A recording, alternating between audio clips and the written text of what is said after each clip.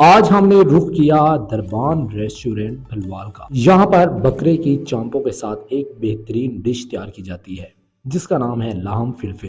اس کی تیاری کے لیے سب سے پہلے چامپوں کا گوشت درکار ہوگا۔ ہم نے سب سے پہلے گوشت کو کٹوایا اور اس کی اچھے طریقے سے صفائی کروائی۔ اس کے بعد اس کا اگلا مرحلہ شیف کے پاس پہنچانا تھا۔ شیف نے پھر اس کو بہترین ٹوٹکوں کے ساتھ تیار کیا۔ اس کی تیاری کا جو ٹائم ہے تقریباً 1 گھنٹے کا ٹائم درکار ہوتا ہے۔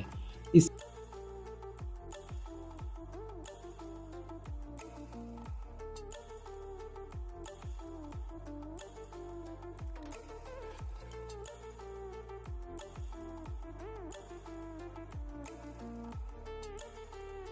کی جو لذت ہے وہ اپنی مثال آپ۔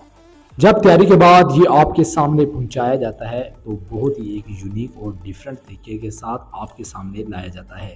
یہ ایک دھواں چھوڑتا ہوا آپ کے پاس پہنچایا جاتا ہے جو کہ بہت ہی شاندار اور خوبصورت طریقہ لگتا ہے۔ پھر ٹائم آ جاتا ہے اس کو کھانے کا۔ جب اس کو کھولا جاتا ہے بہت ہی بہترین ٹیسٹ اور ذائقہ جو کہ اپنی مثال آپ ہے۔